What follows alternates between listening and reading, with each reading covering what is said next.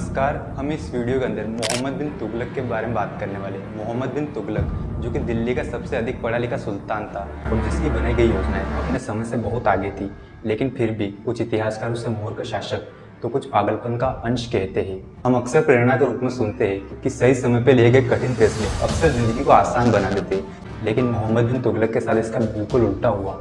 उसने कठिन फैसले तो लिए, लेकिन समय और परिस्थितियों में सामंजस्य न होने के कारण उसकी बादशाहता पर मूर्खता और उतावलेपन के दाग लग गए।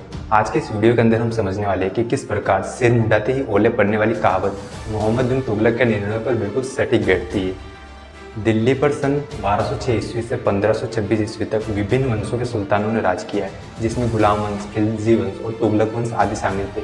इसी क्रम में दिल्ली में मोहम्मद बिन तुगलक सुल्तान बना, जिसका मूल नाम जोना खां था। सुल्तान बनते ही इसने अपनी राजधानी दिल्ली की जगह महाराष्ट्र के देवगिरी में स्थापित की और इसका नया नाम इसने दौलताबाद रखा। इसका प्रमुख कारण मंगोल आक्रमण से सुरक्षा करना था। मंगोल एक मध्य एशियाई जाति थी जिसने कई बार उत्तर पश्चिमी भारत पर आक्रमण किया। इसके अलावा देवगिरी सल्तनत के केंद्र में भी स्थित थी, जहां से पूरे साम्राज्य पर प्रभावी नियंत्रण रखा जा सकता था। लेकिन यह निर्णय भी असफल सिद्ध हुआ क्योंकि जल्दबाजी में फैसला लिया गया था। जनता को जबरदस्ती दिल्ली छोड़ने का आदेश दिया और लोगों की सारी संपत्ति दिल्ली में ही छूट गई। कई लोगों ने रास्ते में ही दम तोड़ दिया।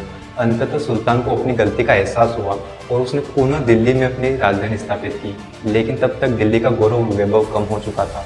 इसके बाद सुल्तान ने अर्थव्यवस्था में सुधार हेतु सांकेतिक मुद्रा की व्यवस्था की, जिसने चांदी और तांबे के सिक्के के मूल्य बराबर कर दिए।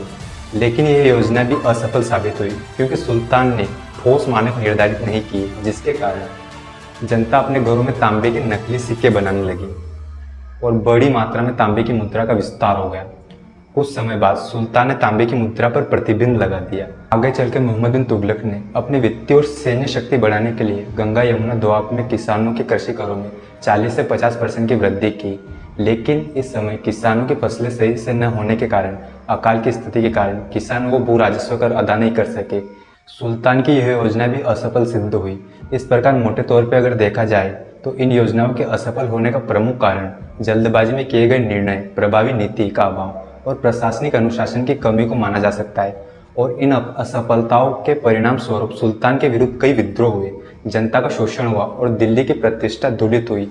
यहाँ समझने वाली बात है कि सुल्तान द्वारा लिए गए निर्णय प्रगतिशील थे, जो शासन व्यवस्था महत्वपूर्ण सकारात्मक परिवर्तन ला सकते थे, लेकिन ये योजनाएं हड़बड़ी में थोपी गई थी।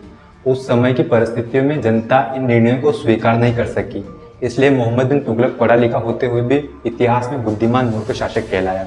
आधुनिक भारत में भी कई ऐसे निर्णय लिए गए जो बाद में एक गलती के रूप में देखे गए, जिसमें कश्मीर मुद्दे को यूएन में ले जाना, इमरजेंसी लागू करना और नोटबंदी करना, इलेक्ट्रॉनिक बॉन्ड योजना जैसे मुद्दे शामिल है। इसमें हमें सीख मिलती है कि कोई भी निर्णय लेने से पूर्व एक प्रभावी रणनीति बनाने के साथ साथ उसके अल्प और दीर्घकालीन प्रभावों का सटीक मूल्यांकन कर लेना चाहिए।